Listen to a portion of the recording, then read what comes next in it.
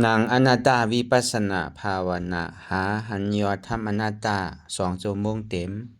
ก่อนนี้นางปฏิบัติกุกรรมในเขาพร้อมกันไว้สาเยตนา3 เจ้าก่อนพุทธังที่พุทธาเจ้านั้นผู้เจมีเฮาคาไว้คาออกสาธุธรรมังที่ธรรมานาตาเจ้านั้นผู้เจมีเฮาคาไว้คาออกสังฆังยาริยาแปดเจ้านั้นผู้เจมีเฮาคาไว้คาออก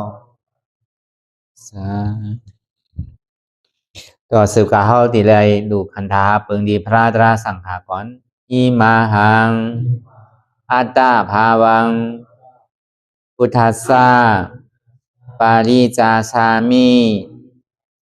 กาติอันธาพาเปิงพี่แยมในดูตันพุทธาเจ้าเฮาออกอิมาหังอัตตาภาวังธรรมัสสะปาริจาชามิกาติอันธาพาเปิงพี่แยมในดูตันธรรมะเจ้าเฮาออกอิมาหังอัตตาภาวังสังคัสสะปาริจาชามิกาติอันธาพาเปิงพี่แยมในดูตันอาริยสังขารเจ้าเฮาออกต่อสิกว่าเฮาก็อ่อนกันเนาะผู้หลวงที่ปุญญาก็ปันโตอริยเจ้ากุเจ้าก่อนอริยเจ้ากุเจ้าค่ะในยามเมื่อไหร่ก็ดีอันข้าวอ่ำหูเสเลตั้งกามลงสามเปิงไหลวนพิษไหลลาพิษไหลเหตุพินมาเจอนานแค่นดอปดปล่อยวางความบันขาวเขาอย่าให้เป็นอันตรายลงอันเหตุตามาโผนิปานันสกันติคโนมโนกัมมังวสีกัมมังกายกัมมังแสมมุเรวนพิศลาปิตัวเอพิมาติอาริยะเจ้าภูเจ้าสวรรค์พ้นความไม่ถินไม่ใช่นำกองการนั้นขินในยามในจึงข้าวก็บินเสียสมมาเขาปวุนทีวิสิตาธรรมะตังโดอาริยะเจ้าเขาภูเจ้าสวรรค์พ้นความไม่ถินไม่ใช่นำกองการนั้นขินในยามในจึงสังวาเจ้าเขาภูเจ้าภูบายกิเขาภูก็ภูคนแสมมุเรวนพิศลาปิตัวเอพิมาติตนตัวสาวตั้งหลังนั่นในสังพยามโยนั่นในสังในก็ภูสังเป็นอันตรายเหตุมรรคผลนิพพานเจ้าไหวใส่ให้ทัศนานสีภาวตระปันยาได้เป็นอันตรายให้จำมาผลนิพพานตอนนี้กว่าวันตามเมื่อตาเฮจงกันอาหันทุกข้าทุกข้าเป็นอนัตตาเยาเดียวอนัตตาตาเปอัตตาที่วิจิกิสาเกลียสานั่นเลยมดสิ่งเก่งหายกว่าในภาวะสัตว์ในอังแผงมันคือเลยห้าไหวผลยันห้าขามปุยนิพพานก็เย็นขันภัยสกรรมหลวยตาเนาะสาธุ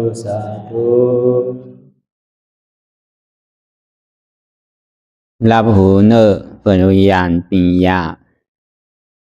รับตาเนอเปิดตาญาณปิญญาอยากตัวที่มันนอวิญญาณ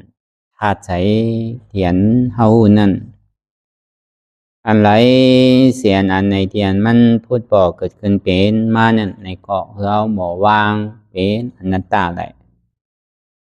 อ่อนต่างเอาไปหันเจ็บไปหันตุกข้าไปปองใสเหนืออนัตตาในเกาะเคยดีลมเคยใส่เขาออกอ่อนต่างเคยใส่เขายาวเคยใส่ออกยาวเคยใส่เขาลึกเคยใส่ออกลึกเขาเกิดออกตายเขาเป็นออกลูกปองเกิดแบบตายไหน ใจว่าเราตัวหลอกหลายๆไงเรามีญาณตั้งหันจือใจญาณตั้งบนจือใจอันเฉพาะที่มันนำอู้เปิงได้ตั้งแต่สิโอต่อไปที่ไหนมีอะไรพองหลายเนี่ยที่ว่าเป็นเฮามีเฮาเตียนเฮาอู้เปิงพองงำที่สั่งไหนเนี่ยป้นปีป้นเดินป้นวันมาต่อถึงพองยามมือเดียวอายุอาสาเฮาเนี่ยก็นำมาใจว่าหนุ่มมากูวันป้นวันก็เท่าวันป้นวงก็เท่าวงป้นเดือนก็เท่าเดือนป้นปีก็เท่าปีอายุอาสาเท่านำมาเย้านี่ก็ป้ายอยู่ดีก็ตีหายห้ามใจอาสานำมาเนี่ยก็ลองใต้ก็กาตั้งเชฟตั้งใหม่เนี่ยก็นำมาซ้อมก็เปิดนั้นอ่ะพุทธคัมภราเป็นเจ้าจึงนี้ว่าสาติทุกขาสาราทุกขาพยาธิปิทุกขามารณะปิทุกขาวิเยหิวิปโยโกทุกขมะโกอภิหิสัมปโยโกทุกขมะโกการเข้าอะไรมาเกิดนั่นก็เป็นทุกขาเกิดออกมาเย้าป้นวันป้นวงป้นเหลือนป้นปีก็ทุกขาเหมือนหนังวันเหมือนหนังโวกเหมือนหนังเลือนเหมือนหนังปีพอถึง10 ปี20 30 40 50มานี่ก็พอมาวนท่าสางตัวเนี่ยมันมีการทุกขาไงเนี่ยมันจะมันมีที่อันเปลี่ยนมวลเสือสังอันเท่าไรมายุคนำคันฐานในเนี่ยก็แต่ว่ามันเป็นกองนักหลงเตียนเท่าเวียกขึ้นเวียกลงโดยยาปันโดยใส่ปันโดยปอดโดยสุกโดยสีโดยทั่วโดยตัวมันกูหิงกูข้าวยำเขาได้หักมันอยู่ไว้กับมันหักเขามันก็เฮ็ดกว่ากาวากาเป็นเฮาทำดีไรปอดได้สุกได้ทั่วได้ตัวปันได้ใส่ปันแล้วออกปันได้นุ่งได้ห่มหับตาปันมันเฮาว่าพอมาวนธาตุสางตัวตั้งแต่เฮาเกิดมาในต่อถึงพ้องยามมื้อเหลียวเนี่ยพอเอาหมักตาญาปิญญาตัวเนี่ยก็เป็นสังวิกาตราพอเอาหมักตาญาปิญญาตัวเนี่ยก็ทางว่าตัวเจ้าเก่าเนี่ยมันไปเท่าทางว่าตัวเจ้าเก่าเนี่ยไปเปลี่ยนสังง่ายๆทางว่าตัวเจ้าเก่าเนี่ยไปตายทางว่าตัวเจ้าเก่าเนี่ยซึ่งมีลองตั้งตาดีผายานกันเนี่ยยุ่มยำว่าเช่นนั้นทีเดียเนี่ยป้นขิงป้นข้าวป้นยำมาเนี่ยมันเป็นสังวิการตรามันเห็นเขาโมอิ่มโมเวอร์โมจันเขาลองตั้งหลังป้นมานั่นกลุ่มก็มาวนตั้งตุกข้าได้มีอธิเปสังกำนำเนี่ยเขาก็เอาลองตั้งหลังมาวนเป็นลองตั้งตุกข้าขันใสเป็นลองตั้งขี่ใจมองใจมันย้อนมันพวกเอาลองตั้งหลังมาวนที่เดี๋ยวมันขี่ใจเนียงใสเนี่ยในปองว่ามันมีอธิเปมีพรดีสังก้าดีวนลองตั้งขี่ใจเนียงใสเอาในถึงเอามาวนเป็นลองตั้งสังวิกาตราปีก็ป้นมาเยาะเดือนก็ป้นมาเยาะวงวันก็ป้นมาเยาะก้วยกาพ้องยามเมื่อเดี๋ยวไหนเฮายังตึงมีลมเถยใจเขาออกในปองว่าเขาไปตายเตอเมื่อเขาไปตายเตอนั่นมันเป็นตื้อต่างอันข้าวยามสั่งถูกเตะเยาะข้าวยามอันเฮายังตึงมีลมเถยใจเขาออกนั่นมันเป็นลองเตะมันเฮามันนางตาลายอยู่พ้องยามเมื่อเดี๋ยวในเกาะมันใจเป็นอันหยอกอันแหลนมันใจเป็นมายามันใจว่าตึงหลับตึงนอนใจมันเป็นลองเตะเปลี่ยนเฮาหลกคัดใจเละผู้อันสภาวะเปิงเตะที่มันเปลี่ยนอยู่ลองตั้งหลังป้นมาเนี่ยมันสุดเสียงกายย่ำเอาขึ้นได้เหมือนของตายแกตั้งนาเดียนย่ำไปถึงนั่นในก็เหมือนหนังก้นตึกนอนรับอยู่ก้อยอันมันหันอยู่หลอกหลายซ้ำบ้วนเหมือนหนังก้นตาบอดไงอันวนอยู่กาวากาเป็นซ้ำหันในก็มันก่อมเปิงเหมือนหนังก้นตาบอดหนังเก่าตึกเป็นอวิจาตึกมีลองตั้งหันพิษรับสิ่งมืดโมมีภัยนั่นนะข่าวทำมีภัยนั่นนะเดินรับสิ่งไว้หัวดีวักเต้าหาอันไหลโมหะมันสุมมืดตันไว้ก็เบอร์นั้นเดือเสคอสั่งคำสอนของพุทธคัมภราเป็นเจ้าอันห่อเสียจัตราอันสีเปิงอันหมันแมนจื้อใจสีเปิงในถูกที่ไรถอมไรยินถูกที่ไรเฮ็ดไรจ้างตื้อกำก็ไรถอมไรยินอย่าห้องว่าสุดาไม่ย่านอันเท่าไรนั่งรับตาภาวนาห้องว่าภาวนาไม่ย่านอันเท่าไรวนทัดสังตัวตีใสนั่นนี่ก็เสียงดำไม่ย่านอันเท่าญาณปัญญาห้าวนทัดสังว่างนั่นห้องว่าสมาธิที่สมาสังกัปปะเนี่ยในห้องว่าเป็นวิปัสสนาญาณ พอเฮ็ดเส้นไหนเดียวเนี่ยไอ้ขิงขาข้าวยำเตียนมันป่วนมามันก็มีการมีขันเกิดขึ้นมากำเดียวพอเฮาหมอเอามาใจเนี่ยก็เหมือนหนังขี้อีกหนึ่งก็เหม็นพอเฮาเอามาใจเนี่ยก็มันเหมือนแก้วเหมือนแสงพอเอามาใจเนี่ยก็มันได้เป็นพรดีป้อมหมอใจเนี่ยก็เป็นพรจ้าคนเฮากำนำเนี่ยมันเอาวนลองตั้งหลังป่นมาอยู่ติ๊กๆเฮ็ดให้มันขี่ใจมองใจเฮ็ดให้มีใจต่อซารอผ้ามอหาหมาหน้าติ๊กที่ถามว่ากิเลสเนี่ยมันติหายซ้ำโตตอนขึ้นใหญ่ทั้งอันนั้นมันเป็นเส้นตั้งตาดีลงตั้งไตมันใจเป็นเส้นตั้งตาดีปิกอเปมันเป็นเส้นตั้งตาดีเปิดอเปสิผมมีไว้อยู่24ชั่วโมงอยู่ผมสั่งถูกมาเนี่ยใจพุทธขาดตกขาดไปแล้วใจอันมันล้มถอยใจที่มันเปลี่ยนอยู่มันเกิดแปดเดียวเนี่ยพอใจเฮาต่อซาเกิดขึ้นมาเบื่ออันมันเกิดแปดนั่นในถึงมันดีกว่าเป็นสังเพราะว่ามันดีกว่าตกนาลายนั่นน่ะก็ตายเลยลองมห้าหมู่วักเต้าหาชื่อก็หันเหมือนหนังไพ่รับสิ่งไว้ทำดีกับไปหังก็เป็นสัตว์เดรัจฉานพอตายเลยลองล่อผ้าใจติดใจจับใจเป็นก้อนไหนก้อนหนาใจติดอันนั้นอันนาเนี่ยกับไปหังเอกตายเลยลองหมาหน้าเจ้าเก่าตัวเจ้าเก่าเฮ็ดไว้ได้เต็มทนยาวะเป็นหือตายชื่อก็ยาวเติงมันละเนี่ยเป็นยังละทีเลยก็เป็นอสุรกายเป็นผลยิ่มยามาตั้งหลีเจ้าเก่าก็เฮ็ดไว้ตั้งจ้าก็เฮ็ดไว้เฮ็ดล้อเล่สุนสารกันนั่นน่ะเมื่ออันขี่ขาข้าวยำนะแต่ที่หมอไว้วางใส่มาได้มันจะบ่เอาหยาบียาอ้วนถ้าสางตัวในเสือนั่นน่ะมันดีกว่าเป็นอสุรกายเป็นผลแปดเพราะว่านั้นไหนอาเปสีผมมีอันว่านั่นมันเปิดไว้อยู่กูขิงกูข้าวยำจะว่ามันเปิดมือนอน5เปิดมือกว่ามือไป5เปิดมือนาง5เปิดมือจุก5ใจมันต้องเปิดอยู่24ชั่วโมงอะไรนานวันนั้น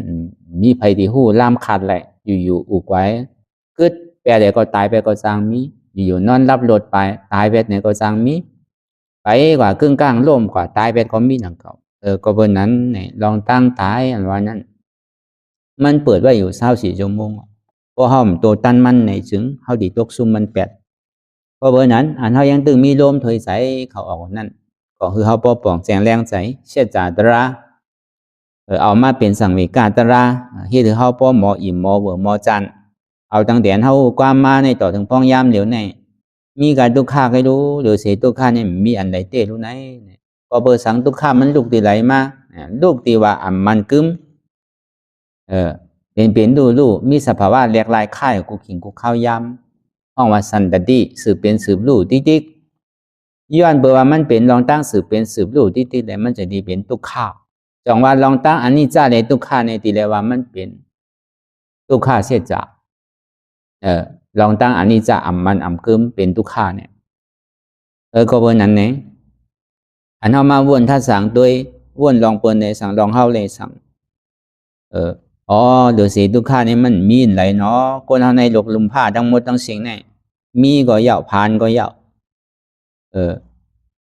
มีปัญญาตั้งหูก็ยาวมีปัญญาตั้งหูก็ยาวผู้หญิงก็ยาวผู้ชายก็ยาวมีชื่อเสียงดื้อหลังคือก็ยาวถึงดีกำนึงสุดมาในอย่าเลยลองตั้งตายเนาะมีนำตันหือก่อมจังเอามือมีปัญญาดันนำตันหือเนี่ยก็กาดีเลยสุดเสียงกว่าค่อยนังเก่ากวยกะเกิดมาภาวะจัดอันเท่าไรมาเกิดเป็นก้นยาวเนี่ยแมทเนี่ยก็เขาอยากวิวซุ่มตื้นในนั้นก็เบอร์นั้นในหนูเลยไปทิ้งจอมตัวทิ้งจอมใจอยู่กูขิงกูข้าวยำเมื่อหนังวุ้นข้ามพระเป็นเจ้าเขาในห่อไว้นั่นน่ะในปฐมอวตารคือลาดแปดลองตั้งลีลองวนลีลาดลีเฮ็ดลีอันเก่าลังเตียนเฮายำวนยำลาดยำเฮ็ดไว้นั่นเป็นหือก็ยาวอย่าไปเอามาวนแทงยาวทิ้งซิมแปดสองมาในลองตั้งอันเฮาไปยำวนไปยำลาดไปยำเฮ็ดลองตั้งตู้จะเลิกนั่นลองตั้งอันลีนั่นอย่าไปวนลองตั้งอันลีนั่นอย่าไปลาดลองตั้งอันลีนั่นอย่าไปเฮ็ดก็ในสามมาเนี่ยลองตั้งอันห้อมไปยามเฮ็ดอีปอกห้องว่ากู้โซใหม่ลองตั้งวนลีลาดีเฮ็ดดีนั่นเนี่ยก็ห้องว่ากู้โซใหม่อันมานั้นกู้โซใหม่ได้ไปทางละเป็นวิปัสสนาเป็นเส้นตั้งตาดีเปิดประตูนิพพานตาดีปิกอภิสิภูมิจองว่ามันเป็นเส้นตั้งใหม่เส้นตั้งอริยะเนี่ยเป็นเส้นตั้งใหม่พอเฮาเลยทบไรญาเส้นตั้งอริยะสังวาตั้งหลังป่นไม้เอาในซึ้งเฮาก็ติ่มทบญากันนั่นก็ กล่าวว่าถึงเมืองผีเมืองสางปุ่นเยาว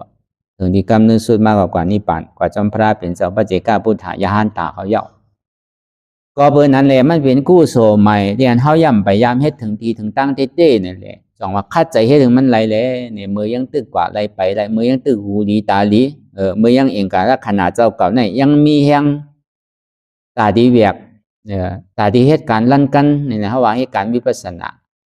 มือเขายังตึกหูดีตาดีมือยังตึกกว่าไหลไปไหลเองการลักษณะป้ายอยู่ดีเขาก็ยังตึกเตรียมทนอยู่ไหนจึงเขาก็หลุดเลยคัดใจไว้เป็นเปิงหลงมันไว้เป็นอันลำดองหรือเปิงที่สุดอันเท่าไรมาเกิดในภาวะจัดในเนี่ยก็เบอร์หังหนึ่งเท่าไรเป็นคนพุทธศาสนาสองมาเขาก็ซ้ำไรเป็นลูกฮักพุทธคัมภราเป็นเจ้านี่แหละสองว่าการนั้นเท่าไรมาเป็นคนพุทธศาสนาเลยสังอันเท่าไรมาเป็นลูกฮักพุทธคัมภราเป็นเจ้านั่นเลยสังเนี่ยการเนี่ยมันมีอยู่สองเว้ยเนี่ยว่าขันธาธุระอะไรวิปัสสนาธุระอันเท่าไรยามเห็นปริยติเอาเนี่ยก็มันเห็นถึงดีถึงตั้งแต่อันหูความต่อถึง25 ปีเนี่ยเปิ้นห้องว่าเห็นเอาไปปิญญาตั้งหูตั้งหมอก็ในป่วน25ต่อถึง50นั่นเนี่ยสังวามีลองตั้งนำกัดในก็เฮาก็ดีได้เพตื่นอ่ะลองตั้งวิปัสสนาเลยสังอันเท่าไรเห็นหูไว้ลองตั้งขันธาธุระลองตั้งปริยตินั่นเลยสังในดีได้เพตื่นกว่านั่นแหละการศาสนาเฮาบ่ดีได้เฮิงเปิ้งใส่กว่านั้นเลยก็ได้ต่อถึงอายุ50ป่นหรือยาวเนี่ยอันนั้นมันสิได้เฮ็ดอาตาหิตะ25ต่อถึง50ในเพิ่นว่าปราหิตะปุณตะคนตั้งนำ50ต่อถึง75เนี่ยอาตาหิตะปุณตะโตเจ้าเก่าไปเฮ็ดถึงตีก็เฮ็ดถึงมันถึงตีอำไปแล้วก็คัดใจเฮ็ดถึงมันไหลเนี่ยการนิพพานมักตราโพตราว่านั้นแน่พุทธคัมภราเป็นเจ้าไว้เป็นเปิงลงเอ็นปริยติอยู่เสดานเนี่ยก็เหมือนหนังก้นกินจางไปโว้ไว้หนังเก่าอ่ะไปหัวอายาสานมวงเป็นหือก็เบิ่งหมอสั่งหมอสอนก้วยหนังเก่าก้วยกาตัวเจ้าก่อมไปได้เฮ็ดถึงตีถึงตั้งย้อนเบิ่นนั้นในแหละมันก็เหมือนหนังก้นกินจางไปโว้อ่ะก้นนั้นเฮ็ดวิปัสสนาพอถึงตีถึงตั้งพี่กะเปสีภูมิหลายเอาในซื้อในพุทธคัมภราเป็นเจ้าว่าเป็นก้นตีไล่กินน้ำนมบัวยาวอ่ะได้กินที่เตามันเนี่ยว่ะเอาที่เขามันว่ะนะไรที่เตามันว่ะแล้วก็เบอร์นั้นในพุทธคัมภราเป็นสาวเนี่ยบาสู่ไรป้าไรเนี่ยก็ยังสู้เจ้าเขาเตะก็เคยเว้ยเนี่ยสัตว์ว่าทั้งหมดทั้งสิ้นนั้นป่วนอ้อข้าลงสีเมที่เกิดซึ่งมันป่วนอะไรตั้งสีเมเนี่ยก็กาโมฆะภาวะฆะวิโมฆะอวิจจาโมฆะเนี่ยในอาสาวนั้นในอภิสิภูมิเนี่ยที่เลยปิกแปลถึงมันไหลเนี่ยพอเป็นสิ่งนั้นยาวในกึ่งตันอันเท่าไรมาเป็นคนพุทธศาสนาได้มาเป็นดุหักพุทธคัมภราเป็นเจ้าเย่านี่ก็เฮาพอเลยปิกอเปสีภูมิไรเอาอัตตาเตกที่วิจิกิจสาเนี่ยตกสุดเสียงกว่าไรนั่นอันนั้นเป็นก่อใจหฐานห้องอาสานีเป็นก่อใจหฐานปุริสะเนี่ยเป็นก่อใจหฐานเป็นอาสานีว่ะบาผู้ยิ่งผู้ใจพอฮัดเฮ็ดก็บาก้นเฮินบาบุญเจ้าแม่ขาวเฮ็ดไรมันหมดว่ะมันเดึกจันเดึกเคอว่ะนี่ป่านแน่ผู้ยิ่งภาพบาว่ะลูกอ่อนภาพบาวะเคยนั้นเคยในภาพบาวะพอมาให้กันมาสิมาปฏิบัติเส้นตั้งสายกลางห้องอภิญญาศีลสมาธิที่สมาสังกัปปะสมาวาจาสมากัมมันตะสมาอาชีวะสมาวายามะสมาสติสมาสมาธิในอริยมรรคแปดเปิงเนี่ยอันนี้พระเป็นเจ้าตำบางไว้อันนี้เป็นเส้นตั้งไหมวะก็ได้สามมาในกู้โศกเก่าเตียนเฮายามบนยามลาดยามเฮ็ดไว้เอาสีเนี่ยเติกมันก็คือไปป้าจอมโตสังวาติวนลองตั้งอากู้โสนั่นในก็เฮาก็วนลองตั้งกู้โสพองว่าเก่าก็มันใจว่าเฮาวนดีที่รู้อันเฮาวนดีต่อเพิ่นก็มีอยู่เฮามีมุติตาต่อเพิ่นก็มีอยู่นางเก่าเฮามีเมตตากรุณามุติตาต่อเพิ่นก็มีอยู่นางเก่าเนี่ยอันเฮายามลาดียามเฮ็ดดีกู้โสตั้งดีเก่าที่อันเฮายามจ่อยเหลือเพิ่นมานั่นก็มีอยู่รู้นี่ว่าก็คุกใจเลยนางเก่าว่านั่นหรือไปพาจอมโตเสียแค่เดียวที่กับวนลองอ่ำดีนั่นน่ะคนเราเนี่ยพอมันเป็นมันเจ็บมันไหมมันไข้มันหนาวมันจับยอขาตั้งเป็นมาในกูตายกันกูก็บอกกูตายมานี่ถึงกูโสตั้งดีติตัวเจ้าก่อเลยเฮ็ดไว้นี่ลืมแบบหมดคงใจอะไรบ่หรือเสียอากูโสกับทางอันนั้นทางอันไหนวะนะเปิ้นเฮ็ดปันเฮาอยู่ที่นั่นที่นี่โจมเดียวข้อมีอยู่ซัมว่าที่นี่ให้ก็ให้มากะจับล็อกติดตามนั่นน่ะมันใจหนังเขาว่ะจะได้ยุ่งกรรมดีได้กรรมให้ว่ะ เขาเฮ็ดดีเขาที่ไรดีเขาเฮ็ดให้ที่ไรให้วะตึกมันเนี่ยพอห้อมกับเตออันนันตริยกรรมได้ก็มรรคผลนิพพานเนี่ยมันมีส่วนไรส่วนเปลี่ยนเฮากูก็วะเนี่ย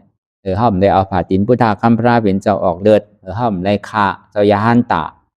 ห้อมได้คาปอคามเมห้อมได้ยาสังขารแตกเป็น2จุ่มนั่นอันนี้ก็เฮามีส่วนใดส่วนเปลี่ยนก็หนึ่งหนังเก่าอ่ะมันตกลาตกรุ่นหนังเก่าอ่ะมันสั่งถูกก็จังเป็นเฮาก็หนึ่งหนังเก่าอ่ะเนี่ยพอมีใจลองนำกัดมีใจลองตั้งหมอว่นหมอท่าสังเจื้องนายยาวเนี่ยก็อย่าไปทางเรียกเจ้าเก่าอ่ะเขาก็เป็นโกนก็หนังเก่าพระเป็นเจ้าก็เกิดมาเป็นโกนจนนี้เป็นพุทธาพระเป็นเจ้าพระเจกาพุทธาเขาก็เหมือนนั้นอ่ะเขาก็มาเกิดเป็นโกนแกเจ้ายาหันตาเขาอัครสาวกามหาสาวกาเขานั่นก็เพิ่นก็เป็นโกนก็หนังเก่าจังว่าเขาเป็นโกนเนี่ยมีการมีขันเตะจังว่าอย่าไปทางเรียกเจ้าเก่าอ่ะเฮ็ดตัวคาดใจกว่าอันใดห้อมพยายามเฮ็ดก็คาดใจเฮ็ดให้มันไหลอันใดห้อมยามพาว่างเนี่ยก็คาดใจพาว่างมันไหลนางเลยกิเลสะนางล้อผ้าดีเกตนางต่อซาดีเว้านางโมหะดีเว้าลงนางเลยหมาหน้าดีโตกนั่นเนี่ยก็ได้คาดใจเหตุการณ์มันกว่าจังว่าพอห้อมหู้ลองตั้งเสียจาตราหู้ลองตั้งเกิดมาเป็นทุกข์ย่ำหู้เข้าเป็นทุกข์แก่มาเป็นทุกข์ตายเป็นทุกข์หู้เนี่ยพอห้อมหู้ลองตั้งทุกข์เนี่ยก็เขาก็ติ่มใครหาวะตาดิปนทุกข์เนี่ยทางว่าตัวเจ้าเก่าในสุขะดีกว่าทางว่าตัวเจ้าเก่าในมันกึมดีกว่าทางติมเท่าเป็นตายวะทางว่าตัวเจ้าเก่าเนี่ยสุขะก็เย็นหนูดีกว่าอันเจ็บอันไม่อันเสียบอันห้อนนี่มีวะทางว่าตัวเจ้าเก่าเนี่ยอาติมตายให้ปอกวะทางว่าตัวเจ้าเก่าเนี่ยอู้เปลืองพองมันได้ก็เบอร์นั้นอ่ะเพราะมันพันเสียจัดตระพันทุกข้ามหูทุกข้ามภาพทุกข้าก็มันใครป้วนมาทุกข้าเนี่ยใครหันเจ็บใครหูเจ็บใครฮับเจ็บเนี่ยก็มันตึงใครป้วนมาเจ็บเนี่ยมันไปคือก็มันตึงไปป้วนหลอดใดเหมือนเงาแดนจอมกลวะเพราะใครหูป้วนทุกข้าใครป้วนเจ็บเนี่ยตัวเห็นหูเลยอยู่จอมมันก็เปิดห้องปลายป้วนมันไหลเหมือนหนังน้ำในน้ำมันน่ะพอเขาอยู่จอมมันเหยาก็น้ำก็เป็นน้ำมันก็เป็นน้ำมันก็หนังเก่าเจ็บก็เป็นรองเจ็บก็ป้อมเอามาเป็นเจ็บเขาก็เย้าอ่ะเปิ้นก็เป็นเปิ้นเป็นรองเปิ้นก็มันจะเป็นรองเขาเป็นรองเขาก็มันจะเป็นรองเขาเป็นรองเขาก็มันจะเป็นรองเก่ากำนึงสุดมาเปิ้นนั่นก็มันนี้เขานั่นก็มันนี้เขานั่นก็มันนี้เก่านั่นก็มันนี้ก็เบออันเท่าไรมาทบมาเนี่ยเท่าไรมาเกิดมาเท่ามาเป็นมาตายเนี่ยเป็นทุกข้าเตะเพื่อกายทุกข้าตายมันดีมันแมนจื้อใจหรือเสียอันเท่าไรมันนังตราเลยหาเนี่ยมีวะเขาถอมก็ถอมอยู่ที่นั้นน่ะถอมด้านซ้ายออกด้านขวาลาดก็ลาดอยู่ที่นั้นน่ะลาดเย้าก็เย้าก็หนังเก่าถอมเย้าก็เย้าก็หนังเก่ามันเอาเขาอกเข้าใจนั่นน่ะพอเอาเขาอกเข้าใจในตอนหลังกินเขาปั้มหนึ่งก็ป้อมใครอื่นลงคออะไรวะเพราะมันเข้าใจเตะก็เบิ่งมันเข้าใจอยู่เจริญจรากว่าป้วนปีป้วนเดินป้วนวันมาตึกข้างตึกเมืออยู่แหละถ้าเป็นเจ้าเป็นว่ากว่านี่ป่านกันหมดลายสู่แสนปะป้วนกว่าในนำเลยเสียเม็ดหินเม็ดทรายนำกองกะนำมหาสมุทรตะลากรเนี่ยเขายังตึกข้างอยู่เนี่ยก็เปิดหางก็เปิดเข้าเมือกว่าก็เปิดเข้าถ่อมความพลาเขาเหลือความนั่นน่ะจังนี้ว่าเขาเมือกพวกเขาเป็นคนดีได้กว่าย่อมมาทบกันเนี่ยว่าก็อยู่เมืองผีเมืองสางกว่านี่ป่านเสียงเอาว่าก็เปิดเขายังตึงมือกูแหละเหมือนเขามาให้การตะลาอยู่พองยามมาเดี๋ยวในนี่ก็เปิดหังก็เปิดเอาน้ำมือเจ้าเก่าออกนั่นน่ะอย่าไปเอาใส่นั่นเอาออกติ๊กก็ใส่ก็หัวมันน้ำนั่นน่ะมันโดดเอาออกมันบดสุดเสียงนั่นน่ะมันจะนี้กัดยินได้ก็เบอร์นั้นนางเรียนมันพอดีถึงอกถึงใจวันนั้นนางตะลาวันนั้นอย่าไปโกรธเจ็บอย่าไปโกรธทุกข้าเพราะมันเจ็บมันทุกข้าในใจมันปิวน่ะกว่าตั้งไรก็กว่ากาวากาเป็น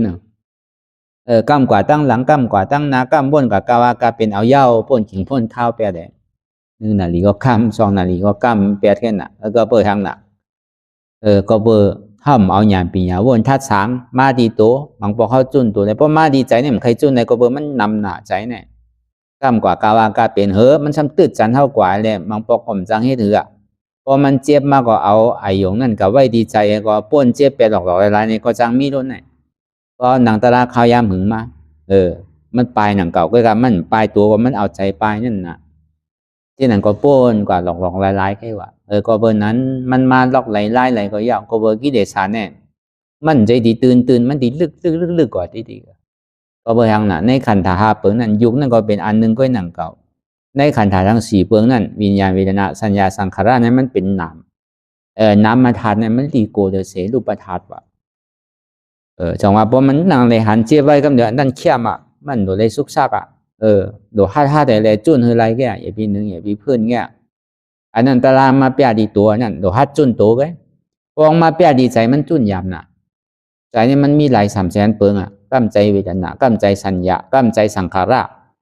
กำใจวิญญาณเนี่ยกว่ากาวากาเป็นอ่ะเหมือนลิงอ่ะเปลี่ยนกิ่งนึงจับกิ่งนึงกิ่งนึงจับกิ่งนึงอ่ะแต่อันเขาดีคือมาจู้เป็นอันนึงอันเดียวมันเปลี่ยนหยาบอันเย็นเตะเพราะวันนั้นลอกไล่แต่ที่เห็นมันจู้อะไรเป็นอันนึงอันเดียวมองพอเขานั่งมาเขายามเหมือนเจี๊ยบกลมพันทุกข้ากลมพันเขาสำคัญตัวหาคือมันหันขึ้นมันเป็นไล่ง่ายก็เปิดพอเขาดีวนทัดสางใจเตะเนี่ยพอเขามีหยาบไพ่ไพ่เต็มตั้นมันเต็มมันง่ายๆแบบเหมือนเขากัดตึกซึกอ่ะพอเขาดีกลุ่มกากะหาโหซึกเนี่ยโหซึกตั้งเสียงมี10 ก้อนอ่ะกำกว่าตั้งห้อง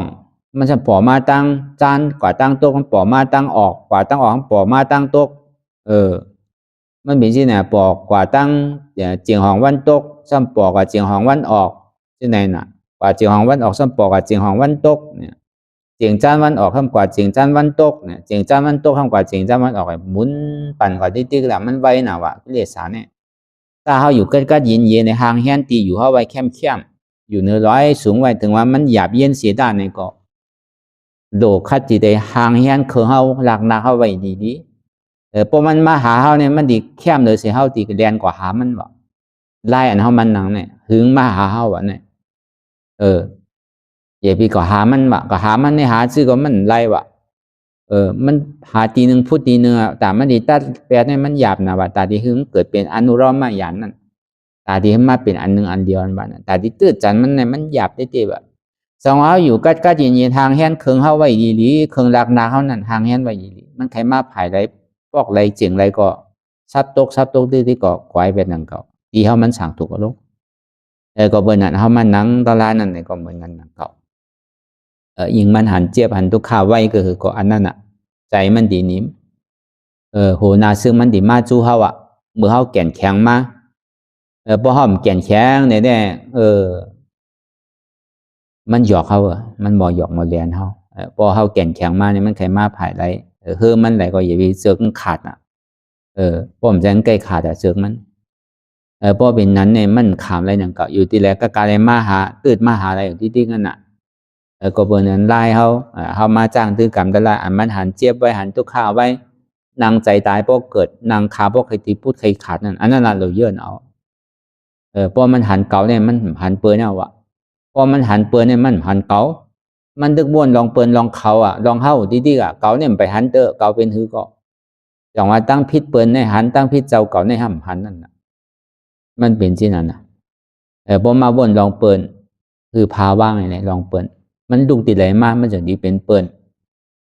ก็เบอร์สังก็เบอร์มันมีลองดีลองใจปอกขึ้นมาเลยมันจะดีกล่าววนเปื้อนเนี่ยดีเตะก็เบอร์เปิ้นเฮ็ดลองหลีปันเฮาพอเปิ้นเฮ็ดลองหลีปันเฮาเปิ้นนี่มันหลีเนี่ยก็วนลองเปิ้นกับไหนกำนั้นในลองหลีเปิ้นนั่นปากเขาเฮ็ดปันเฮาปากปอกเฮงปอกกอพอเขาเฮ็ดดีปันเฮาปอกนึงก็อันดีเขาในหายหมดเฮาลืมหมดเฮาก็วนลองอันนำดีเปิ้นมันจังเป็นที่ไหนในเพลงทุ่งของลอกาเนี่ยเฮาสามารถทาตัวนั่นน่ะคนเฮาเกิดมาแต่มันเหมือนกันมันมีหลีก็มีหายมาซ้อมกันลองอันนำดีลองอันยกย่อมเปิ้นนั่นนี่ก็อย่าไปเอามาวนลองอันดีเปิ้นนั่นหรือเอามาวนใส่ติ๊กเฮ็ดที่ไหนก็มันก็ป่วนกว่าลองเปิ้นนี่ก็มันจังเอาลองเปิ้นมานิจาเขาว่าลองอันจุ้มเขานั่นก็หนังนั้นนั่นก็เมื่อดีมีเมื่อหายมีพอเมื่อดีได้เฮาคุกใจไรเป็นปอกเป็นกำไกพอเมื่อหายมาคุกใจไรเมื่อไรเทียบใจเมื่อนั้นอันนี้ซ้ำดีเลยเอาออกซื่อละเขานั่นก็มันมีนี่นะป้อมมีก็มจังกะวนลองเปิ้นลองเขาก็ในสมาลองเฮาเขานี่เฮ็ดที่นั่นที่ไหนเปิ้นนี่เฮ็ดเหมือนเฮาเนี่ยบางพอเฮ็ดการตลาดก็เหมือนนั้นนังเก่านะเป็นกิเลสานังเก่าเนี่ยเฮากลุ่มกะเสกะว่าเปิ้นนี่เฮ็ดเหมือนเฮาเนี่ยเปิ้นโกเนี่ยตลาดเนี่ยอันนี้เฮากะเสนี่เปิ้นเฮาซ้ำยุ่มยามว่าเฮาเนี่ยกัดแขนจุ่มเฮาเนี่ยกัดแขนเก่าเนี่ยกัดแขนเลยเปิ้นเฮาเนี่ยกัดแขนเลยเปิ้นเฮาซ้ำจังกะถามเรียกเปิ้น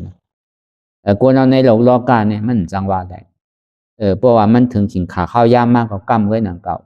ตอนหนังเมื่อปานพุทธคัมภราเป็นเจ้าเนี่ยเมื่อหนังดุ้งมันเจ้าเนี่ยเป็นขี้เหล้าตั้งปีเนี่ย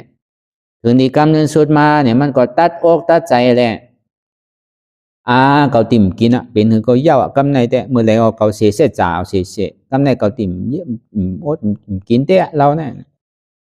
มันก็วนเอาเป็นตลาเลยเอามันถ่ายเตะเลยกินเราก็บ่มันเยื่อนอะไรที่นั่นก็มันพอไหลตลาเป็นซอดาปานกว่าเนี่ยก็ง่ายๆกวนเฮาเนี่ยมันจังหวะเพราะมันถึงขิงถึงข้าวถึงยามมันมามันติเป็นมากเว้ยนั่นก็เฮามันจังกะหุ้มกะล่ามแหละในใจมันดึกๆนั่นเปิ้นเป็นหือมันก็เปิ้นเฮ็ดตลาดเต้ๆนานๆเสตานี่ก็เปิ้นทิ้งศพทิ้งใจทิ้งโตเปิ้นกะว่าเปิ้นนี่ก็เป็นตลาดนั่นเก่านั่นกวยการเฮาเฮ็ดการตลาดนั่นนี่เฮาซ้ำกะว่าเปิ้นเปิ้นเฮ็ดจังซี่ไหนเปิ้นมีศีลมีธรรมตลาดก็เปิ้นเฮ็ดเนี่ยเฮาซ้ำกลุ่มกะว่าเปิ้นอยู่ที่ติ๊กตั้งพิเจ้าเก่าสัมพันธ์ในปองว่าเปิ้นได้เฮานั่นเฮาซ้ำเมิกหรือเปิ้นแปลแล้วเปิ้นเฮ็ดก็เปิ้นย่ำบากันเนี่ยอันนี้ก็ซ้ำดีวนทัดสางนั่นก็ขิงขาข้าวยามไผยามมันตีใดตีนั่นอองไหลตีนั่นเฮาโดดด้วยกาลเวลาด้วยสถานที่ด้วยตีมันนี่แหละจังได๋หมอรัดหมอว่าเพราะมันเป็นเช่นนั้นเนี่ยเมื่อหนังน้ำลายเนี่ยเพราะเขาถมขึ้นเหนือต้องฟ้าในซ้ำตกใส่หน้าเขาขึ้นเมื่อหนังนิ้วมือเขาเพราะเขากับจี้เป็นนิ้วปอกมหาสีนิ้วนั่นอันดำรองเนี่ยมันโดหันเจ้าพิษตั้งพิษเจ้าก่อนน้ำนับอย่าไปกะหันตั้งพิษเปิ้นเคยเฮ็ดถือเฮ็ดดีเฮ็ดท้ายก็จังเฮ็ดชื่อเฮาจังฮู้ลามไหลของเปิ้นนั่นเปิ้นเฮ็ดชื่อมาเปลี่ยนชื่อมาพอถึงขิงขาข้าวยามมันมาพอมันถูกตีไรลาดก็มันตีไรลาดมันเลยอยู่ชับตีชับตางมันนั่นอันนี้ก็อันเฮาเฮ็ดการตลาดนี่ก็เหมือนนั้นเก่าอันนี้ก็เฮาก็สำรวจบ่ทิ้งเปิ้นก็เป็นรองเปิ้นเฮาก็เป็นรองเฮากลุ่มกับไม้ใจเปิ้นก็เป็นทุกข้านั่นก็ว่าได้ต้องว่าอันเดรในสิเปิ้นมันเป้าน่ะกลุ่มกับมึงการมึงงานก็ไหลตลาดกลุ่มกับไหลเสื้อไหลรองก็ไหลตลาดกลุ่มกับติดหมูติดผงติดอ้วยก็ใต้เฉียวหรือแลมีก็น้ำในก็จังไหลตลาดนั่นก็ซ้ำว่าตลาดเนี่ยมันแค่มันเหลียคุกใจไรเมเฮาคุกใจไรปีน้องเฮาคุกใจไรก็ในก็นานอันนี้ก็กลุ่มกำไม้ใจเพิ่นอยู่ตัวเจ้าเก่าย่ำไปป้วนน่ะเหมือนอาคากีพองไว้น่ะอันนี้ก็จังเป็นอันตรายมากโพน่ะเขาก็เบิ่นนั้นน่ะมันโดดได้จืนปลอดข่าวใสติ่มได้หันตั้งลองตั้งพิษเปิ้นลองตั้งพิษเขาลองตั้งพิษเฮานี่น่ะอันเฮาเนี่ยมังบอกได้3 4 5 6 7ก็นี่เฮาย่ำทิ้งกันไรน่ะเฮาย่ำจังสอนกันไรน่ะวนด้วยอยู่ดีเฮาย่ำจังรัดกันเลยมังพอเขาอยู่ร่วมกัน3ก็4ก็เด้อันกวนเปิ้นเนี่ยเปิ้นเป็นกวนหอกวนเฮือนกวนดอกก็เฮ็ดหากินเนี่ยติจังเฮ็ดจังกันรัดเปิ้นไหลเปิ้นหึงๆเปิ้นมา1ปออันเฮาอยู่ร่วมกันเนี่ยอ่านโหเดินโหปีมันเฮายังรัดกันได้น่ะเฮาย่ำเฮ็ดร่วมกันเลยน่ะเฮาก็วนด้วยจิไหนแกอันเฮาเนี่ยก็ฮ้อมจังกุมทิ้งกันได้เก่าเนี่ยก็สิดีเก่าเนี่ยย่อยย่ำจังเฮ็ดไรน่ะดีว่าคือล่ะอันเฮ็ดอันสร้างนี่มันหยาบอันพึกก้นเนี่ยหยาบเลยเปิ้นว่าอันสอนก้นเนี่ยหยาบเลยเปิ้นว่าอันเฮ็ดอันสร้างนี่กล้ามก็กบปอกเกิดขึ้นเป็นมาว่าเพราะใครเฮ็ดแต่มันไวน่ะว่าปีนึงก็ปีนึงมันสิยาวว่าก้อยกาตาที่สอนก้นนี่คือก้นบ่ป่องแสงแรงใสนี่มันหยาบว่าก็เนี่ยอันมันหยาบเลยสอนก้นน่ะเปียงสอนใจเจ้าเก่านี่หยาบเลยเปิ้นว่าสอนตัวสอนใจเจ้าเก่าเนี่ยหยาบที่สุดแล้วว่าสอนเปิ้นนี่มันหยาบบ่มีปัญญาตั้งหูตั้งหมอเนี่ยก็เอาในลิกในไล่สอนก็ยังได้ว่าก้อยกาตาที่สอนตัวสอนใจเจ้าเก่าเนี่ยเป็นอันหยาบเย็นเต้ๆว่าจองว่าอันลำลองเนี่ยมันโหลสอนตัวสอนใจเจ้าเก่านั่นพอวนลองเปิ้นก็เปิ้นก็เบิ่ทางละอันที่ว่ามาเนี่ยก็เบิ่อจองทุกข้านั่นคือเลยอจองเหตุหากเอาอจองตัวสมุติยาเสียจานี่มันตีตกกว่าเนี่ยอันนี้มันเป็นไล่พึกการเฮาดีทอมได้ยินได้ฮู้กว่าแหละที่ได้เฮ็ดจ้างตื้อกำที่ได้หมออยู่หมอเศร้าอินเตอร์เน็ตที่ได้ทิ้งใจทิ้งศพทิ้งโตลองดีลองให้ลองสั่งบางเสื้อบางเมียวในเต้ก็พอเปิ้นถามว่าย่ำดีบอกนางกะว่าในตลาดเนี่ยลาดีกะบอกมันจับตีเนี่ยก็ซ้ำเป็นอาแปตั้งพิษนางเก่าว่าพอบอกมันจับก็มันก็พอมันสั่งถูกเลยเปิ้นมาเฮ็ดการตลาดเนี่ยนั่นเต้อุบโอกันไรพอเฮาลาดีกะลาดก็ห้ามได้นางเก่าว่าป้อมจับตีจับตั้งมันเนี่ยก็เป็นอาแปตั้งพิษนางเก่าว่าเนี่ยอันนี้มันเป็นอันตรายมากพวกนี้ป่านเสียงว่ะปนดาก้นดีให้การตลาดเนี่ยจังว่ามีตีมีตั้งมีอ่องมีตีมันนั่นน่ะมันเหมือนกันในโลกาในตอนของพุทธคำพระเป็นเจ้าเนี่ยมันเจ้าก็แข็งเพราะฉะนั้นชอบเราเวเนี่ยสัตวะชอบเราผีสางเขาชอบเราโกดังโมดังเสียงเนี่ยมันเจ้าก็ย่ำชอบปนเลยมุ่นเหมือนอย่างเทวทัตเขาเหมือนอย่างเจ้าสุปาพุทธาเขา จ้านั่นเมื่ออย่างอาจารย์ตาชาติเขาเทวตาเขาจะไหนพระเป็นเจ้าในหักพ่อก็มันจังชอดอะไรหนังเก่านะพอมันชอดอะไรก็พอชอดได้ว่ามันชอดได้ว่าก็เบอร์นั้นเนี่ยขิงขาข้าวย่ำไปเมื่ออย่างพุทธคัมภราเป็นเจ้าเข้าสนหมาข้ามกว่าเย้าเนี่ยมือสองเห็นหาปากป่นมานั่นมันจะว่าย่ำเอาเพียวเอาไว้เนี่ยสัตว์ว่ากว่าครึ่งก็มันเนี่ยคือทั้งครึ่งนึงว่าย่ำเอาป้อนบ่นอะไรอันนี้เขาว่าเป็นพระเป็นเจ้าเนี่ยอันเท่าเนี่ยซ้ำดีเป็นหือละเขาย่ำไปคืดเล็บตินไปคืดขี่เล็บตินพระเป็นเจ้าอีกอ่ะเขาแค่ไกวเต้ว่าไกนานอันนำร้องในหลวงเอาตัวเจ้าเก่าป้นนั้นตั้งว่าเพราะตัวเจ้าเก่าป้นนั้นตั้งมันกัดเย็นอ่ะเพราะตัวเจ้าเก่าป้นเนี่ยได้ก็มันสมเด็จเป็นอันตรายขึ้นว่าอันนำร้องเนี่ยมันขึ้นโดยหันตั้งพิษเจ้าเก่านั่นน่ะวนลองเปิ้นก็มีเปิ้นลองดีลองให้ลองจ้าก็มันจังเฮ็ดเหือตัวเจ้าเก่าถูกคัดใจแกถุงกำไม้ใจย้อนเปิ้นก็มันป้นสุดเสียงอีปอกเปิ้นก็คือหายกว่าเขานั่นก็คือหายกว่าอย่าไปกับวนลองเปิ้นลองเขาอย่าไปมาวนลองเฮาเนี่ยบอกมาเป็นจุ้มเฮานั่นน่ะก็ในถึงที่สุดมาลองเก่าในรู้เนี่ยอันนี้มันหลุดถ้วยเก่าในเป็นคือไว้ตั้งมวตั้งเสียงเนี่ยก็เบอร์หังก็กับวนลองเปิ้นหู้เปิ้นหันเปิ้นเฮ็ดบอกว่าเก่าในหู้เก่าในหันเก่าในเฮ็ดเขาเฮ็ดบอกว่าเก่าในเฮ็ดก็อย่าเขาเฮ็ดจอมเก่าที่ไหนเฮาในเฮ็ดเปิ้นเฮ็ดจอมเฮาเนี่ยสำบ่าเฮาในเฮ็ดก็เนี่ยการนั้นส่วนมากมีเก่าไว้ไหนเฮ็ดเปิ้นเฮาเนี่ยเขาย่ำเฮ็ดจอมเฮารู้เนี่ยอันนี้มันเป็นลองตั้งผิดหมดน่ะบอกมาตัวเจ้าเก่าเนี่ยเฮ็ดไรเฮ็ดเข้มทีนี้กำนั้นส่วนมาตัวเจ้าเก่าก็ย่ำมีน่ะที่ว่าคือล่ะดีก็เอาอันใดมีเตะมันเป็นสุญญตาก็ลงเป็นอนัตตาก็ถึงที่กำนั้นส่วนมาเนี่ยก็การที่ได้ปล่อยภาวะเมตตากรุณามุทิตาอุเบกขานั่นเอาไล่เพราะมาวิหารศีลในเหตุการณ์นั้นก็มันประกอบก็กะเมื่อเฮามีลูกหลายก็มีลูกน้องแต่เป็นหลายก็เฮาที่สอนเหมือนกันหมดได้ว่ามันก็เขามีต่อซาจริตมันก็เขามีล้อผ้าจริตมันก็เขามีหมาหน้าจริตมันก็เขามีด่าก้าจริตอันนี้ก็ดีกับสอนไล่เหลียวหมดไรวะเมียวกินมักเกลือที่ได้เอาเกลือปันวะเมียวมักเพชรที่ได้เอาเพชรปันวะเมียวมักจางที่ได้เอาจางปันวะเมื่อเฮากินเฮาอยู่ก็วันก็เมืองก็เหมือนนั้นนั่นเก่าน่ะมันก็มักเจียมเนาะหาเกลือเนาะมันก็ทำผ่องหวานมันก็นำมาซ้ำเลยใส่นั่นน่ะมันมือแล้วน่ะเนาะมันเหมือนเฮากินข้าวนั่นน่ะพอยามกินเพชรน่ะบ่มีหมักพริกจังกินเนาะมันก็เหมือนนั้นนั่นเก่าก้นเฮาในที่คือมันเหมือนกันหมดเหมือนว่าการเฮาสอนก้นก็เหมือนนั้นนั่นเก่าอ่ะดีก็สอนปุ๊ดขัดได้ว่าดูเลยตุ้ยสอนนั่นเก่าอ่ะเอามีลูกมีหลานมันก็เหมือนกันอ่ะที่คือใจเหมือนกันหมดเสียงไรวะก็บ่ได้น่ะเพราะกับวนลองเปิ้นมันสุดเสียงเพราะว่ามันนำน่ะอันใดก็ที่ได้เฮ็ดชื่อที่ได้ทิ้งชื่อคนในล้อผ้ามันนำซ้ำดอกใกล้ปันมันติกว่านั้นพอล้อผ้าจริกนั่นพอต่อซาจริในซ้ำดอกเลยมีเมตตาเนี่ยมันน่ะมันต่อซาจริมันเป็นคนหายน่ะคนว่าหยาบเหลือกำคนดัดจามเนี่ยพวกกัดจามดอกมันไรนั่นที่เลยเอาลายช่ออะไรเข้าหาวก้นถีนั่นซ้ำกับถีเจ้ามันได้ที่ได้เอายะไล่อันปันนั่นเข้ากว่าหาวะมันใครให้คือให้ดูเอาลองดีเข้ากว่าวะก้นต่อซาจริกล้อผ้าจริกโมหาจริกนั่นเนี่ยหลุดได้ใกล้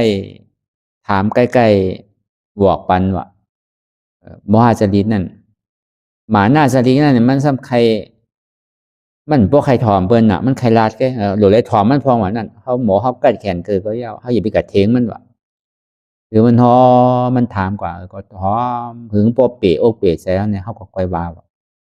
ไล่สอนคนเนี่ยก็มันง่ายๆนะมันมีหลายเจอให้ลองหลายเปิงนั่นก็บางเมียวก็ได้สอนจ้ำหรือได้เคียงบางเมียวก็ได้ย่านมาเก่าพอเขาใครพึกสอนคนกับเขาว่าดีวักเดียวอันเดียวมันไรพอที่ได้หมอสั่งหมอสอนกว่านั้นน่ะเพราะเขาใครเป็นผู้สั่งผู้สอนนั่นอีเต้มันเพราะเขาใครสั่งใครสอนก็คือดีได้เขาหลอกคำป้วนก่อนว่าการนั้นเขาที่สอนเนี่ยมันจะได้มีนำกัดว่าเพราะเขาหู้หันถึงอย่างเหมือนหนังเสียนตั้งนั่นน่ะเขาหู้ไล่มันกว่าเนี่ยเพราะสอนนี่มันพิษนั่นน่ะเพราะลาลีสอนกว่าหมอพิษนั่งเก่าว่าเพราะอ่อนบนพิษเจ้าก็ห้ามจังพิษนั่งเก่าว่านั่น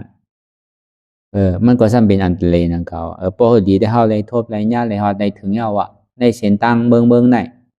ในกุนปุ่นกุนที่2กุนที่3ที่4เฮาฮอดถึงเอานี่แต่อันนั้นแต่ก็เฮาโดดสอนในตัวนี้สร้างทุกข์พอเฮาไปฮอดไปจอดไปถึงนี่แต่ก็มันล้ำพูดล้ำลัดกันหันได้นั่นก็การเฮ็ดได้เพิ่นเฮาว่าการโตทบเลยเพิ่นเฮาว่าการเฮ็ดเอานี่มันเหมือนกันนั่นน่ะเฮาสาด้วยนะเด็ดด้วยโกด้วยจังซี่นั่นน่ะทบลีกแหละโตทบอันว่านั้นมันเหมือนกันน่ะโตทบเนี่ยมันลึกล้ำกัมพีนั่นทั้งน่ะไล่กิริยามันเนี่ยดิเฮ็ดชื่อเศร้าชื่อก่อนว่าอันที่ว่ามาในเนี่ยก็นั่นก็แหละอาจองอันเฮาอาจองทุกข์ะเนี่ยมันเป็นตัวสมุทัยเสียจาก็ในพอตัวสมุทัยเสียจาเนี่ยเพราะมันเพศที่เตมันมีหั่นล่ะมี3ตัวไอ้นั่นก็อัตตะมานะโลภะ3ตัวเนี่ยอันอ่อนเฮาขึ้นลงกำลงตั้งแต่กำขึ้นตั้งอันลงที่หัวมันนำอันขึ้นเนี่ยมันเกะก็เบอร์สังอ่อนโหดอ่ะก็เปิดปอเล่งอัตตาเรมันน่ะเมเล่งปาโลภะอันนี้พระบุญเฮาเขียนมาในทางเดินเข้าสู่นิพพานทางเดินเจ้าปู่ที่อันนั้นทางเดินพระบุญนั้นมีไว้ปรับติดใจเนี่ยพระบุญเอาลองตั้งกิเลสเนี่ยมาเขียนอันเงามันเด้ๆเนี่ยพอเลี้ยงอัตตาเรมันน่ะเมเลี้ยงปาโลภะอันนี้อ๋อเฮาเหตุการณ์อยู่เหตุการณ์ตายเกิดในสังสารวัฏทุกข์ขานใจหลงเนี่ยก็เปิดปอเลี้ยงเมเลี้ยงอันนี้ใจกินเฮากูมือกูกินกูข้าวยามอันนี้เฮาคัดมันเลยบอกว่าอันเฮาจอมอกจอมใจมันอยู่ในก็เปิดเฮาเป็นลูกน้องแต่เป้ปอเลี้ยงเมเลี้ยงหลงเนี่ยว่าเฮาก็เป็นลูกน้องกูปีกูพระว่าจัดกูเลินกูป่วนในหนีมันอะไรวะอัตตาเนี่ยเป็นสังเนี่ยอัตตาเนี่ยว่าเป็นเก่าเป็นบ่มาหน้าสมาเก่ามีเก่าอันเนี้ยรอผ้าสำคัญอันเป็นเก่าเป็นขยันมีเก่ามีบ่3ตัวเนี่ยอันเหตุการณ์เก่าเป็นเก่ามีในยุคมีในเก่าเป็นยุคเป็นเก่าเก่ามีในวิญญาณในมีในเก่าวิญญาณในเป็นเก่าในเป็นวิญญาณเก่าในมีเวทนาในมีในเก่าเวทนาในเป็นเก่าในเป็นเวทนาสัญญาในมีเก่าในมีสัญญาในเป็นเก่าในเป็นสัญญาสังขารในเป็นเก่าในเป็นสังขารสังขารในมีในเก่าในมีในสังขารอันไหนอัตตาแลหมาหน้าเหตุการณ์ว่าก็ในรอผ้าสำคัญอันเป็นเก่าเป็นตัวเก่ามีในตัวมีในเก่าตัวในเป็นเก่าในเป็นตัวคะแลอันเป็นตัวมีตัวคะแลอันเก่ามีเก่าเนี่ยอันไหนรอผ้าเนี่ยบอกว่าใครวะรอผ้าเนี่ยสำคัญวิญญาณในมีคะแลอันวิญญาณคะแลใจใครมีในใจในเป็นเก่าในเป็นใจคะแลอันเป็นใจเลยใจเป็นคะแลอันใจในเป็นเก่าในเป็นใจรอผ้าในคะแลอันเป็นใจวะก็ในรอผ้าสำคัญอะไรดีเวทนาเก่าในมีเวทนาในมีเก่าเวทนาในเป็นเก่าในเป็นเวทนารอผ้าสำคัญอะไรอันเป็นเก่าเป็นเก่ามีเก่าคะแลอันเวทนาอันมีเก่ามีอันเป็นเก่าเป็นรอผ้าสำคัญอะไรสัญญาอันเป็นเก่าเป็นอันเก่ามีเก่าในสัญญาเนี่ยสังขารรอผ้าสำคัญอะไรอันสังขารที่อันว่าเป็นเก่าเป็นเก่ามีเก่านั่นอันเนี้ยมันเป็นตัว3ตัวเนี่ยอันที่ทางสร้างป่องตึงมือตึงมันปั่นขึ้นลงเป็นสังก็ยาวป่วนในนี่เขา3ก้อนเนี่ยตึงเปลี่ยนอันไหนดีๆเอาตั้งแต่เมืองโค้งกลางฮอดถึงเมืองตั้งแต่ตุกดีปุ่ง4สุกดีปุ่ง6สุกดีตุกดี1สุกดี2อทุคามาสุขาพอถึงในสัจวาระ3ชีวิตโค้งต่อถึงเจ้าอนาคาม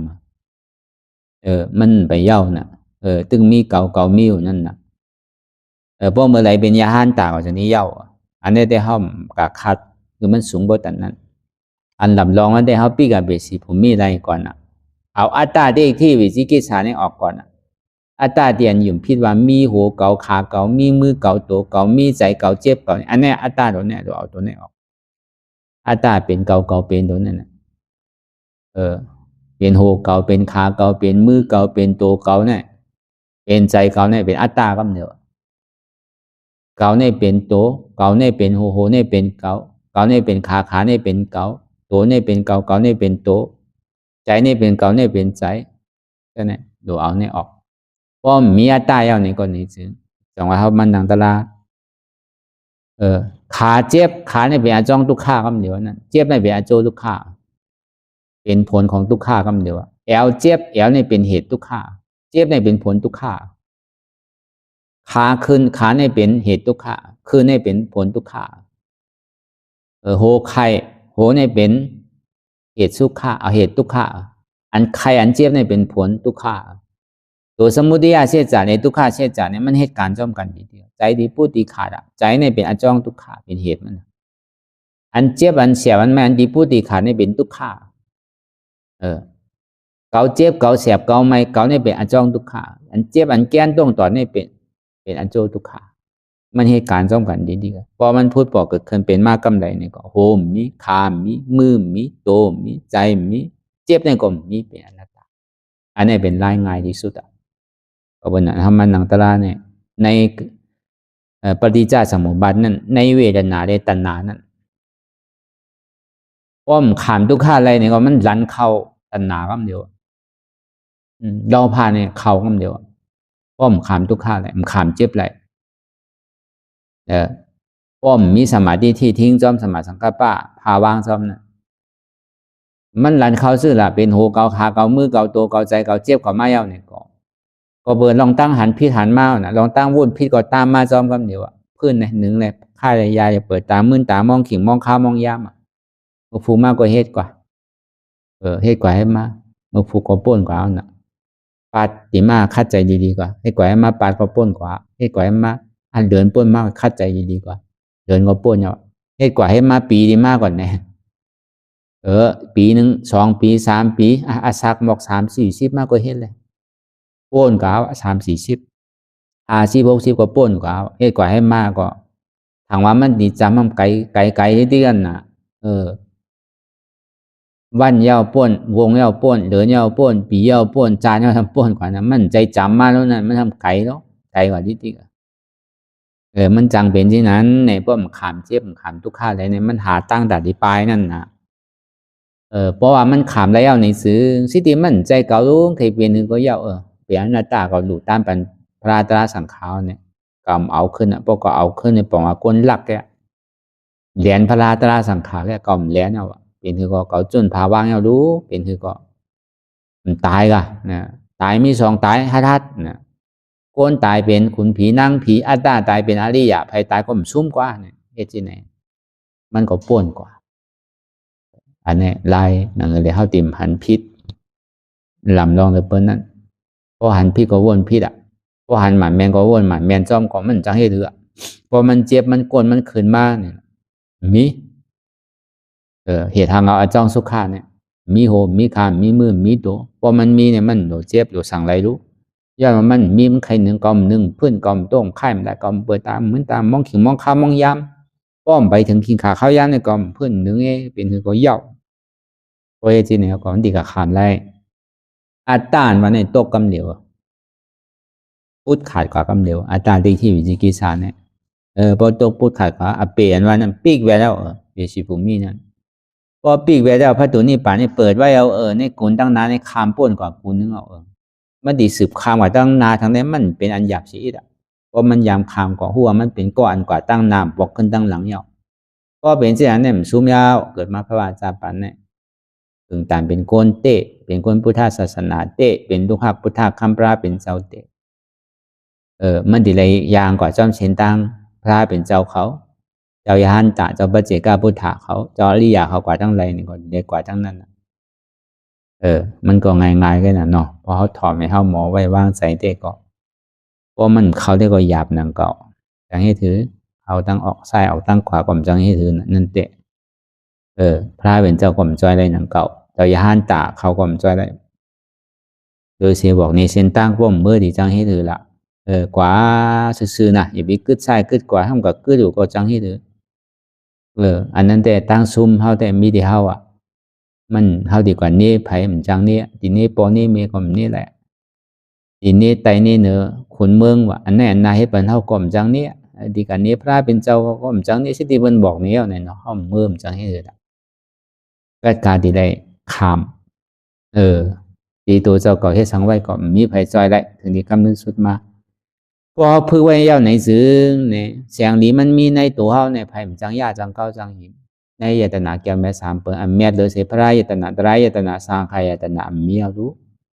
แก้วเสียงมังเสื้อมังหลอกอยู่ในเมืองโคงกลางเมืองผีเมืองต่างเมืองกันเมืองนากาเนี่ยก็เมืองสางมีการมีขันเสตาเนี่ยก็มันยังหมอหายยังหมอปลายก็ถึงขิงขาข้าวยามมาเนี่ยยังหมอสุดหมอเสียงหมอใจหมอเสียงก่อนนะมันมีอายุอาศักมันก็กายแต่นาแก้วแม่สามเปิงอันพุทธคำพระเป็นเจ้าอันเท่าไรมีรองตั้งอยู่อย่างพระตราสังขารมันกึมเนี่ยอันตาดียุ่มย้ำเพราะว่าเป็นสถาวิสุทธิไรนั่นในเกาะเลยเสดีเลยตาแปดตาดีที่วิจิกิสาในกาโมคาป้นก่อนยาวก่อนทีนี้เป็นสถาวิสุทธิไรเดี๋ยวนี้เป็นศีลวิสุทธิไรป้อมไปข้ามป้นเนี่ยมันเป็นไรสถาวิสุทธิมันต้องเป็นสถาปตุบัตานศีลปตุบัตานมันเป็นศีลอัตตุมันเป็นสถาอัตตุมันจะอันเต้นั่นมันเป็นอันแก้กเอาไว้มันยังหมอดูหมอกอยหมอขนหมอปังวะนั่นเพราะอะไรยาดานาอันเมียแจดไว้เอาเนี่ยได้เข้ามาใจกินกับข้าวยามใดเนี่ยก็มันมีการมีขันเมียเดือเสียนเท่าไรอุบในกุลสีกุลกันวะเพราะอะไรต่างแบบมันนั่นเมียเดือเสียนเท่าไรอุบในเมืองผีหกโค้งก่อนวะเมียเดือเสียนไรอุบเมืองสางทางก่อนวะเนี่ยเพราะอะไรยาดานาแก้วเมียสามเปิงเนี่ยจังว่าอันเมียเดือเนี่ยก็หัวมันถึงมีอะไรมาแตกเอาวะพอดีเอาลองตั้งแตกนึงนั่นสั่งว่าเป็นยาเนี่ยก็เป็นยาอมตะวะยามันตายวะคนเอาไปก็ใครหาโลยามตายเนี่ยมันปอกก็กินอยู่ก็กะตั้งเท่าก็ทำเท่าน่ะเปิ้นมักมีหลีเปลี่ยนเนี่ยเปิ้นขึ้นใหญ่ใหม่สูงเนี่ยวันใดเจอเครื่องเมืองไหนก็เปิ้นออกแย้วกันชอกหาเนี่ยในยันตนะในยาอาสากยาวยานานเท่าจะในเนี่ยหาชื่อก็มีแล้วเนี่ยหรือเสในศาสนาพุทธะเฮาเนี่ยน่ะดิมีน่ะยาอมตะในห้องว่านิพพานยาอมตะอันตาที่เหตุการณ์หึงไหลมาในปีครับเป็นอนัตตาตาดีไหลขึ้นมาเป็นอมตะนั่นที่ได้รู้จักอนัตตาว่าใครนิจาเนี่ยที่ได้รู้จักอนิจจาวะว่าใครสุขาเนี่ยที่ได้รู้จักทุกขาวะเหตุการณ์ตาดีเป็นนิจาเหตุการณ์ตาดีเป็นสันติสุขะเหตุการณ์ตาดีเป็นอมตะธาตุพอมีอันมันกึมอันมันกึมมีพอมีอันทุกขาอันสุขาถึงมีพอมีอนัตตาเนี่ยอมตะวะเนี่ยมันถึงมีที่ได้เหตุการณ์มันว่าอย่างไรวะเนี่ยอันทำไมเหตุอยู่เนี่ยก็เขาก็เหตุการณ์มันนั่นน่ะเขาปองแจงเรื่องใจคออะไรอันใดเนี่ยก็เอาใส่อกใส่ใจวนทัดสางตัวอย่างนี้อันถ่อมได้ก็หัวถ่อมอันเอาเนี่ยได้ก็หลเอาอีเท่านั้นก็มันใจหลเอาเช่งตราเนี่ยซิบคอซาบคอปากคอเห็นคอเนี่ยก็มันป่วงกับคอหนึ่งก็ยาวของลีมันโดนน้ำเนาะโดนเอาโม่เสียงบอกโม่เสียงหยองอ่ะต้องอันเดียวเพราะใครเหลือใจอ่ะอันนี้ก็ดีเอาอันหน้าก็ดีเอานะอันใดก็เอาห้ามแปดหลายหมดอ่ะตั้งหุ้นนำก็ห้ามเปล่าอ่ะเฮ็ดอันใดก็เฮ็ดอันหนึ่งอันเดียวป้าใจอันหนึ่งอันเดียวอ่ะเข้าใจอันหนึ่งอันเดียวอ่ะอันใดก็ดีเฮ็ดอันหน้าก็ดีเนี่ยสุกซากหมดอ่ะมันหยองเลยไหลสังกัปนั้นสุดมาอาปราห้ามหมดมีอย่างสิอันใดก็ยากกว่ากุดไผ่กุดป้ายก็เหมือนนั้นหนังเก่าตลาดเนี่ยก็เขาเอาที่มันจับอกจับใจเขาในอันห้อได้ก็ห้องกว่ากว้างอันเอาได้ก็อันใดมันถูกอกถูกใจเขาก็เอาใส่อกใส่ใจมันดีเป็นเสียงดีต่อเขามันดีเป็นยาอมตะต่อเขานั่นเนี่ยก็เปิดการตลาดเนี่ยมันจังเผอเปิ้นก็จังเผอเขาก็จังเปิ้นจังรักเขาก็จังรักเปิ้นปันกันไล่หรือเสียบอกนี้เส้นตั้งเลยหรือเสียนเขาโดดเลยฮู้ไว้ลึกๆเขาโดดพร้อมตัวพร้อมใจเสียขิงขาข้าวยามมันตั้งนานเนี่ยมันตีเป็นหืมมุเขาดีกว่าวันใดข้าวยามใดเขาไปหุ้มไปล่ำได้เมื่อเขายังตึงมีอาศักใส่ใจอยู่นั่นเนี่ยก็ เขาอย่าไปอยู่ในความประมาทอยู่ในความอัปประมาท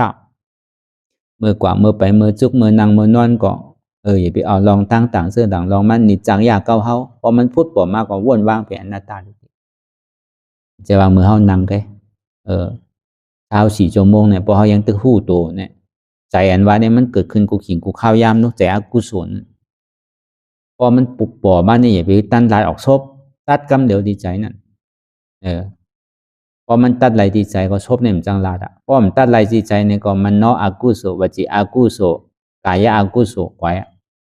ใจวนอ่ำดีชบลาดอ่ำดีตัวเฮ็ดอ่ำดีไว้ไปละเมียที่เปียงพอทิ้งแล้วก็มันลาดออกชบอ่ะพอทิ้งชบแล้วก็มันเฮ็ดอ่ะตัวนั้นยืนทำไมการตลาดในแค่ดีหมอวนหมอทัดสางเตะก็เบอร์เขาแค่ดีล่างสุขตัวสุขใจเขาอะไรนั่นนะการเขาให้ก้นเขาให้เป็นก้นให้การตลาดเนี่ยมันจะนั่งเก๋ๆด้วยนั่งอ่านโหวันเป็น2 3 4 ปอกเนี่ย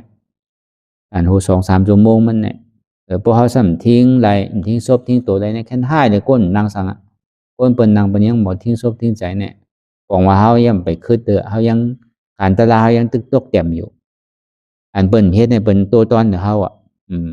เป็นยังแคมเดี๋ยวเขากันอันนี้ก็เขาก็ซ้ำขึ้นดูเอาหมาเนี่ยมาส่องด้วยนาเจ้าเก่านั่นก็ตั้งพิษเปิ้นเนี่ยเขาหันนำตั้งพิษเท่าบ่หันนั่นน่ะสองว่ากับบ่นลองเปิ้นก็มันใจพิษเปิ้นเป็นพิษเก่าก้อยเป็นเก่าเฮ็ดทางเก่าก้อยมีไผเฮ็ดปันเก่าเฮ็ดดีไรดีเก่าเฮ็ดได้ไรหายเปิ้นมาปันเก่าก็เราเอาหยานปิญญาเลยอันนั้นมันเป็นเส้นตั้งดีก็เราเฮ็ดนั่นน่ะอันผู้ป่องเสียงแรงใจก็เราถามมันน่ะพอมันผิดก็เกาหลงเมนาทีเขาในตัวเฮ็ดอันไหนก็เนี่ยแต่ก็อันนี้เป็นก้นที่ป่องเสียงแรงใจคอดราเกิดมาเนี่ยก็ห้อมซุ่มจาดนั่นน่ะป้อมใจในซื้อเนี่ยเท่าก็เปิดกินข้าวอาสายาวก็เปิดอยู่หึงว่ะป้อมหูจักตั้งพิษเจ้าเก่ามันสภาวะที่อันมันกึ่มเป็นทุกข้าขันใจลงเป็นอนัตตาเนี่ยอันนั้นหูเฉพาะในตั้งแต่ชีโอต่อไปตินมีร่อนมีแกนสังมันก็มีเสื่อลองเป็นทุกข้าเปิงหนึ่งเปิงเดียวกันมีอะไรที่อันเฮาเปิงพองอันมันอะไรนั้นเฮาหูหันโจแก็บโจข้าวในก่อ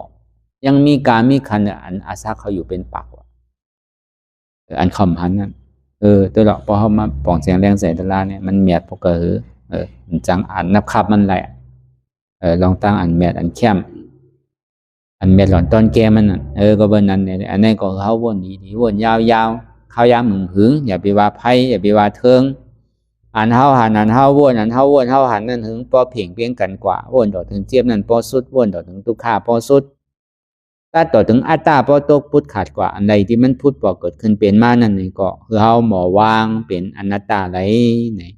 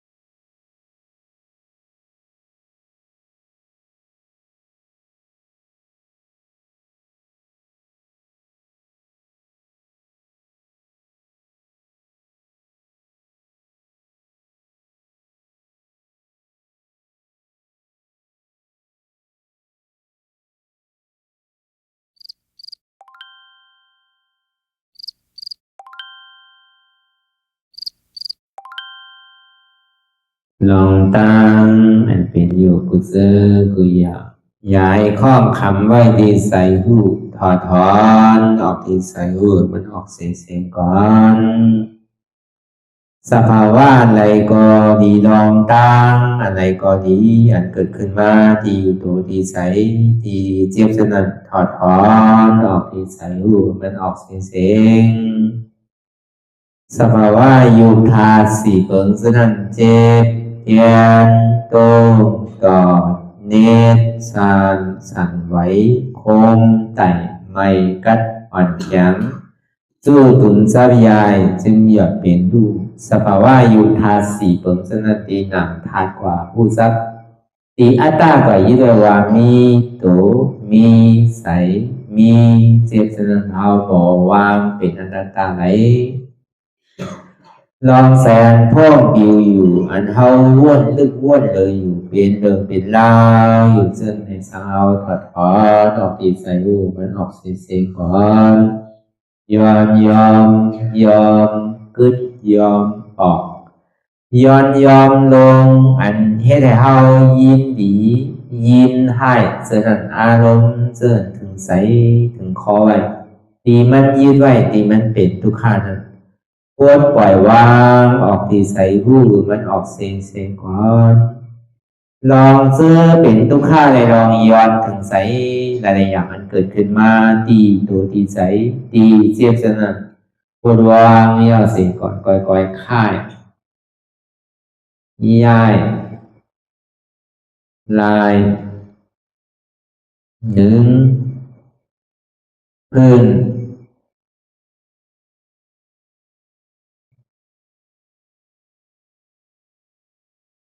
พยายามไหนก่อยเปิดตามืนตาลอยได้เป็นการปฏิบัติธรรมโคตรอายธรรมอันเกิดขึ้นที่โตที่ใสที่เจ็บอันนั้นโคนหาเหตุหาเงาพระจองทุกขันนั้นต่อสืบการในเฮาที่ได้ส่งเมตตาถึงวิเนยสัตวะตั้งหมดตั้งสิ่งก่อนอิดาเมปุญญังอาสวะคายังนิบานังวาหอตุมาปุญญาภากังสเปสัตตาสมาลาพันตุ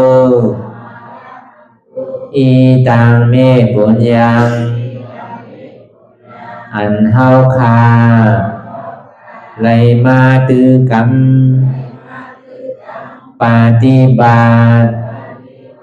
วิปัสสนาภาวนาหาอันยอดธรรมอนัตตาใน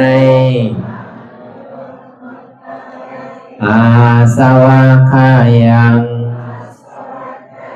เปียนันถาสัพตัดเปนาสวะสีเปิงเสียวแลนิพพานังตีนิพพานันขอดูให้ถึงเสกัมติคามาปุญญาภากังพรดีอันคามานาวิปัสสนาภาวนาทรงยืนปันสเปสัตตานังเดียวปอเม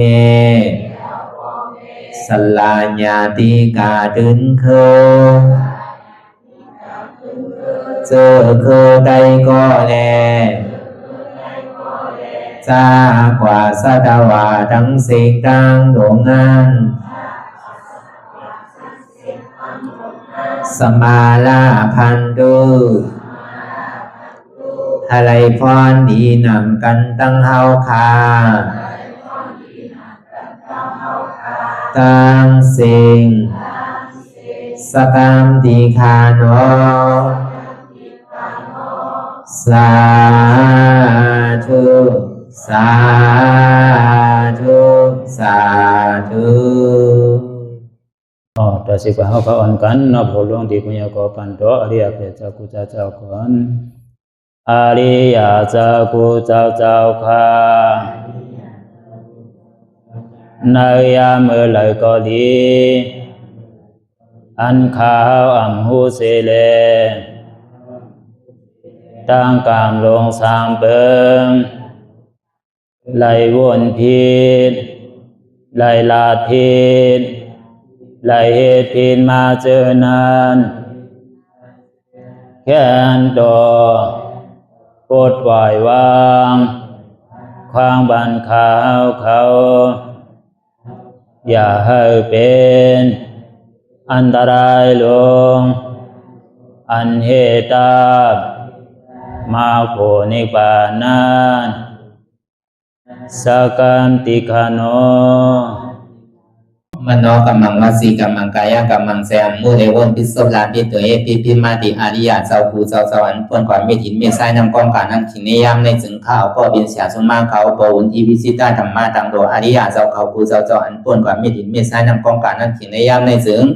สังวาเจ้าเขาภูเจ้าภูบายกิเขาภูก็ภูคนแสมมุเรวนพิศลาปิตัวเอพิมาติตนตัวสาวตั้งหลังนั่นในสังพยามโยนั่นในสังในกอภูสังเป็นอันตรายเหตุมรรคผลนิพพานเจ้าไหวใจให้ทัศนานสีภาวตระปันยาได้เป็นอันตรายให้จำมาผลนิพพานตอนนี้กว่าวันตามเมื่อตาเฮจงกันหาหันทุกข้าทุกข้าเป็นอนัตตาเยาเดียวอนัตตาตาเปอัตตาติวิจิกิจสักเรียสารนั่นเลยมดสิ่งเก่งหายกว่าในภาวะสัตว์ในอังแผงมันคือเลยห้าไหวผลยันห้าขามปุยนิพพานก็เย็นขันภัยสกัมรวยตาเนาะสาธุสาธุ